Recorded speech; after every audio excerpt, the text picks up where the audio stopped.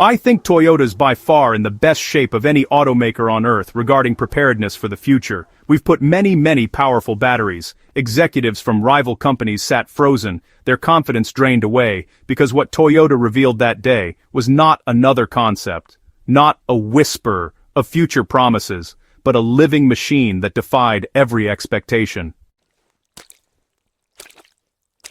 In a hall filled with silence, a screen lit up with numbers no one thought possible. 1,000 miles, 5 minutes, fireproof, cheap, clean. The air seemed to thicken as reality sank in. This wasn't just progress, it was a disruption delivered without warning. A quiet announcement that told the world everything had changed, and nothing would ever be the same again. The figures sounded unreal at first. A car traveling 1,000 miles on a single charge, a battery fills from empty to full in just 5 minutes. These weren't projections or marketing dreams, they were measured, confirmed, and displayed for the world to see. For years, lithium had been the ceiling. Every advance came in small steps, 10% here, a faster charge there, nothing close to this. What made the moment even more striking was how calm the presentation was. No dramatic music, no flashy visuals, just numbers on a screen, each one rewriting the limits of electric power. Industry veterans whispered that it couldn't be right, yet Toyota brought forward a working prototype validated by independent labs. This wasn't vaporware, it was real, and if real, it meant the entire foundation of electric vehicles had just been pulled out from under the competition. At the core of Toyota's breakthrough was a shift in chemistry. Lithium had always carried the weight of modern batteries, but it had limits baked into its design. Each ion could only move one electron, a tiny packet of energy. Aluminum worked differently. Each ion carried 3. That meant more charge, more movement, more power in the same space. The secret wasn't just the metal itself, but how it was paired with a graphene-based cathode. The structure allowed the aluminum ions to move quickly, almost without friction. The heat that usually builds up inside lithium packs never appeared. There was no swelling, no sudden surges, no threat of runaway fire. To prove it, Toyota's team punished the cells in ways no car battery should survive. They froze them solid, then blasted them with heat. They crushed, pierced, and shorted them out. Nothing caught fire. Not even a spark. What emerged wasn't only a better battery, it was a system that felt immune to the old fears. Safety, speed, and strength were bound together in one design, a silent message to lithium. What struck observers most was not only what Toyota showed, but what they left unsaid. The word lithium never appeared. Not once. It was as if the old standard had already been erased, no longer worth mentioning. For companies that had invested billions into lithium supply chains, the silence was louder than any boast. Mining contracts, extraction deals, and factory plans suddenly looked fragile. Years of planning were built around a resource locked to unstable regions of the world. Salt flats in South America, mines in Australia, cobalt from Congo. Every deal came with risk, with politics, with shadows. Aluminum carried none of that baggage. It was everywhere, common, cheap, and already woven into global trade. Toyota's choice was not simply a scientific win, it was a clean break from the bottlenecks that had defined the electric age. In a single move, they showed that lithium's dominance wasn't permanent. It had been a placeholder, and its time was running out. For decades, gasoline's last defense was, well, convenience. Drivers could go farther and refill in just minutes, while EV owners waited and worried. Range anxiety was oil's shield, the argument it used to stay relevant, but Toyota's announcement broke that defense in half. 1,000 miles on one charge meant no daily worries. A 5-minute recharge meant, honestly, no waiting at all. Imagine pulling into a station, plugging in, and leaving before your coffee cools. That simple act erases the one advantage combustion engines had left. No matter how efficient, a gas tank just cannot compete with a battery that goes farther, charges faster, and never risks a spark. Analysts knew what it meant. Oil demand had always seemed untouchable. Now, projections began to fall. Millions of barrels per day could vanish as fleets and families shifted away from pumps. This was not a slow fade, it was the first real threat of collapse. The stronghold had finally cracked, and the timing was, well, unforgiving. The shockwaves didn't stop in Tokyo. Within hours, boardrooms in California and Shenzhen were in crisis mode. At Tesla, insiders whispered about a project launched overnight, a desperate sprint to explore aluminum cells. Engineers were pulled from other divisions and reassigned. The urgency was clear. If Toyota's claims held, Tesla's crown was in danger.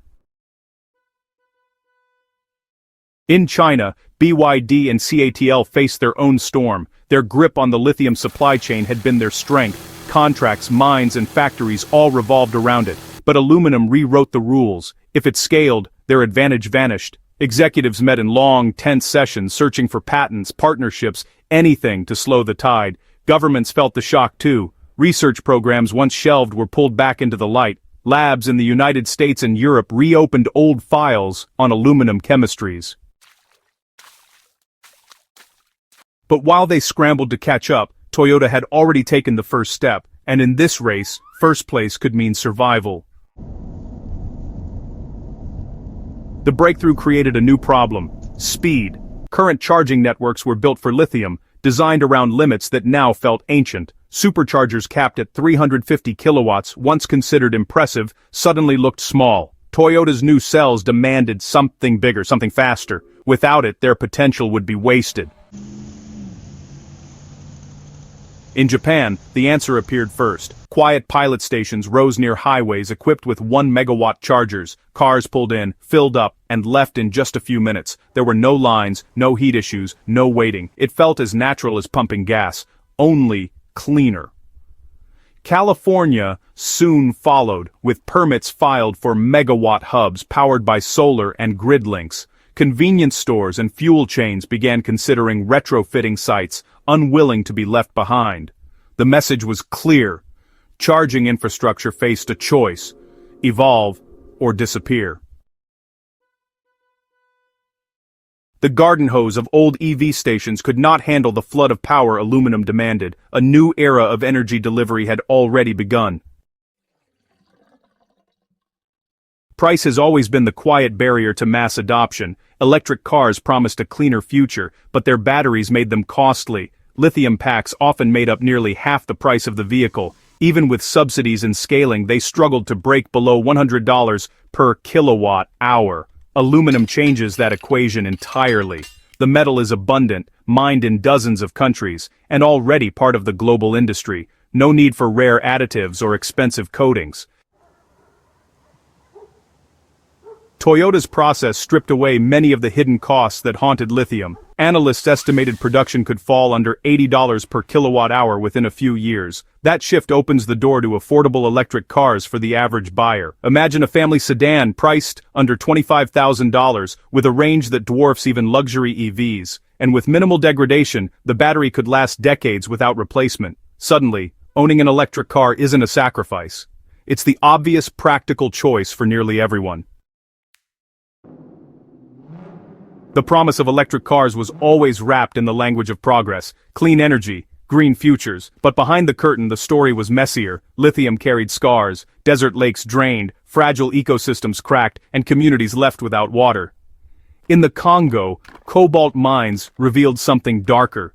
Children working under dangerous conditions, families living in toxic dust, profits funding conflict. Every EV came with that hidden price buried under its shining surface.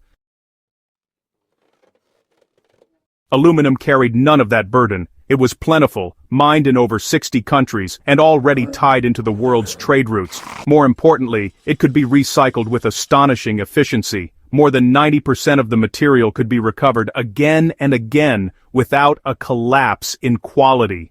Each cycle costs little energy and produces almost no waste. For the first time, battery chemistry matched performance with ethics. And Toyota's vision stretched beyond cars. They presented a modular energy block, small enough to power a home, and strong enough to support entire microgrids. Safe, stackable, and resistant to fire, these cells could stabilize renewables in ways lithium never could. Communities powered by solar and wind could, store energy without fear of degradation or breakdown. The implications reached further still. Aviation firms began eyeing aluminum ions as a doorway to electric flight. Militaries tested it for drones and field equipment. Consumer companies imagined phones charging in seconds, laptops lasting weeks. What began as a shift in the auto industry had become something larger. It wasn't only about vehicles anymore, it was about rewriting the very map of energy itself, cleaner, safer, and unchained from the compromises of the past. What happened in that quiet hall was more than a product reveal.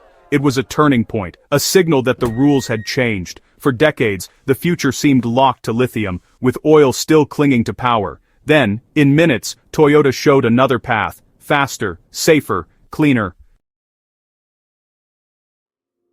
Competitors were left chasing shadows, investors unsettled, and governments rethinking their plans. The old world ran on fire and fuel. The new one may run on aluminum, silent and unshakable. And as the industry scrambles, one